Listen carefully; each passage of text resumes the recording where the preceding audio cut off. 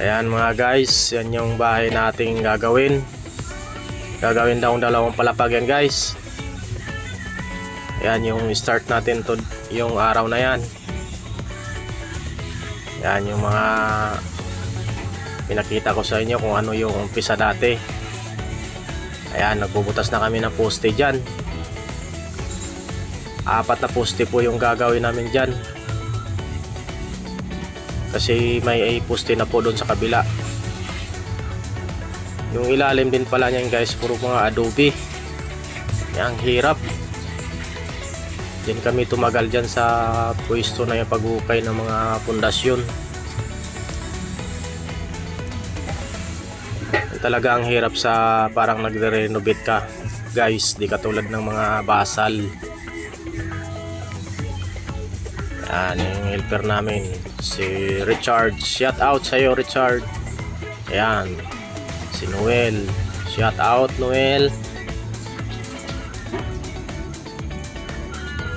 Ayan, medyo nahihirapan na silang tumirada dyan guys. Talagang adobe.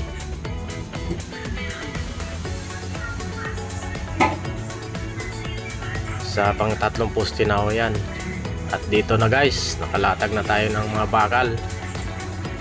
Ayan, biga, poste. Ako dyan, busy ako dyan, tagagawa ng tabas ng forma. Ayan, grinder ginagamit natin dyan para medyo chubby, mabilis. At ito na nga guys, nakalatag na tayo ng mga runner dyan, oh. Prepare to slab na. Ayan, kain-kain. Kahit bagoong lang yung ulam. Ayan, slab na ho tayo dyan. Preparation sa buhos.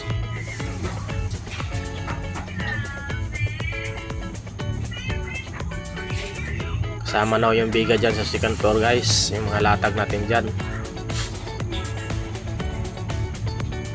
Ayan, shout out Jason. Ayan o, yung iba natin mga kasama nyan guys nandun sa taas. Ako yan, nagutom ako nyan kaya kumakain ako.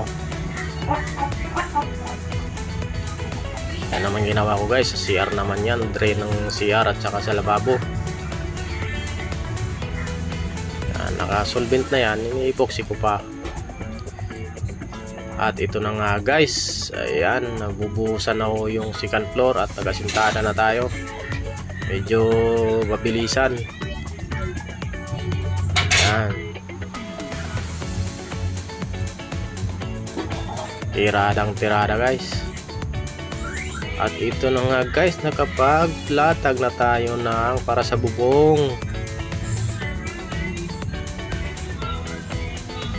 Ayan, ating mga kasama dyan. Second floor na ho yan guys, mga idol. Ayan yung ating mga kasama dyan, oh. Oh, shout out Fernando. Shout out Jomer. Ayan si Jomer. Ayan oh, yung nasa dulo guys. Ako niyan guys, nagpo-full weld ako dyan sa mga truss. Medyo makulimlim na kaya binibilis-bilisan ko na yan. Alam mo na, delikado yung trabaho natin pagka welding. May kuryente yan, kaya bawal tayo sa ulan. Kaya tiradang paspasan yun guys. Dukot-dukot yan guys, monkey style yan. Talagang ganun talaga sa construction, maulan mainit pagka wala ka pang bubong. Yan, kanya-kanya kami ng pwesto dyan. Yan, mamula ng mukha guys, oh. Sunog na sunog na. Sunog na sa welding.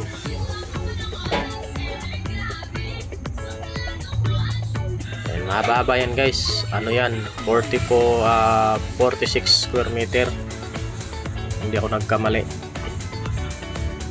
At Ayan, nakabubong na kami guys. Ayan, maliwalas na kami dyan. Kahit bumagyo man yung ulan.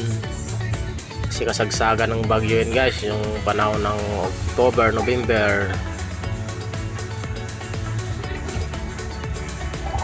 Ayan, may bubong na kami guys. So, shout out Jomar.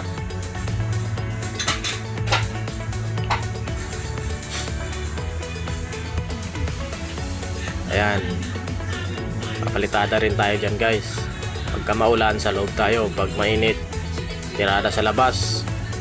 At ito na, hagdan na naman ang binibira ko dyan guys. Kasi bakal yung pinapagawang hagdan. Ayan. Channel na 2x6 yan. Tsaka angle bar yung ginawang baitang.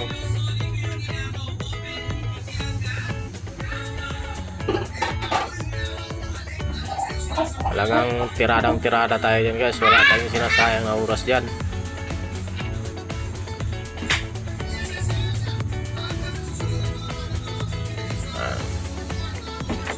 Yung ibang mga tao dyan, nakatukan na sa mga ginagawa nila.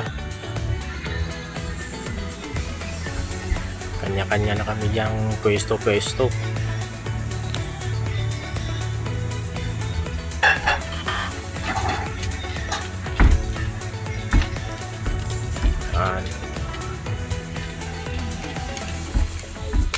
Tiradang-tirada talaga guys.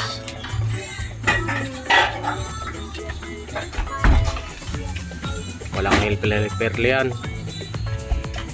Talagang solo-solo yan.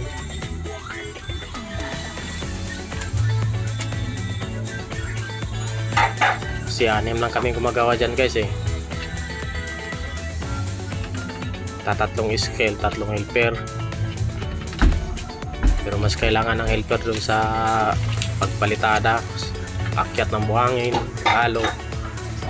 Kaya pinabaya ko na yung dalawa dun. Sinusulo ko na lang yung hagdan paggawa.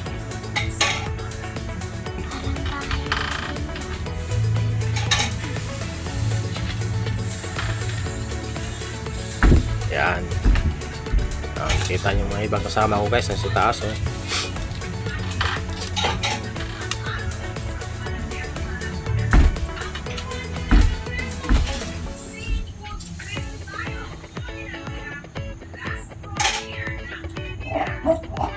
Latera.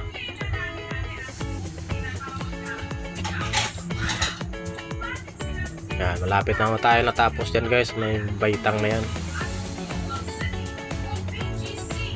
Ayan na. Ayan yung pugi naming helper panay ngiti. Ayan si Homer, shout out.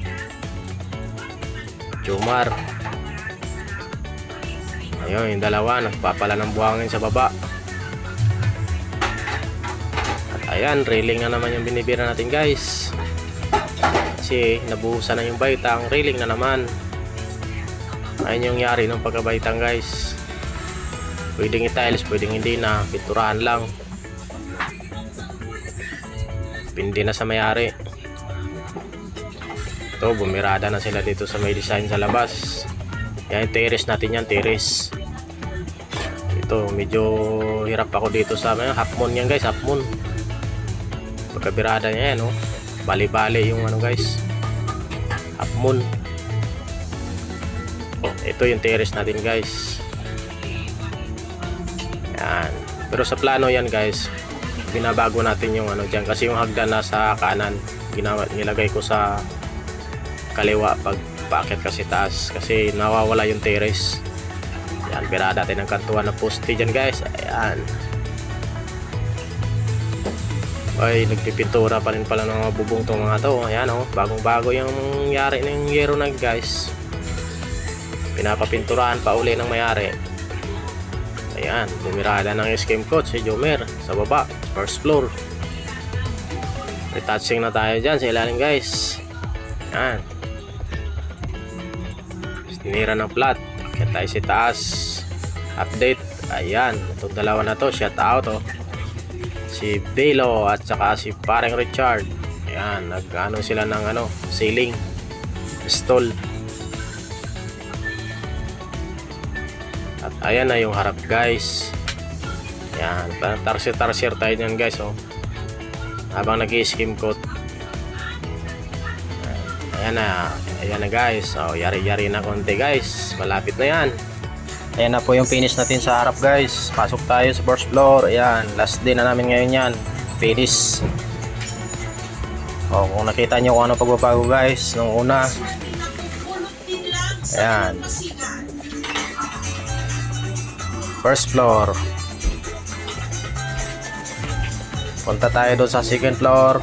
Ayan, yung hagan guys, pataas. Hindi na ako magsasalita dyan guys kung ano yung mga nakita nyo dyan sa taas.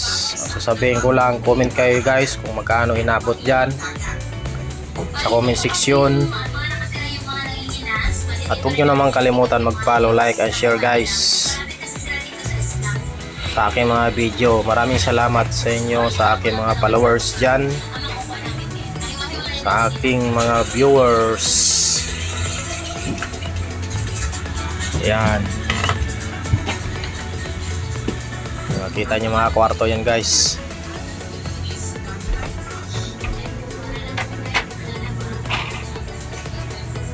CR.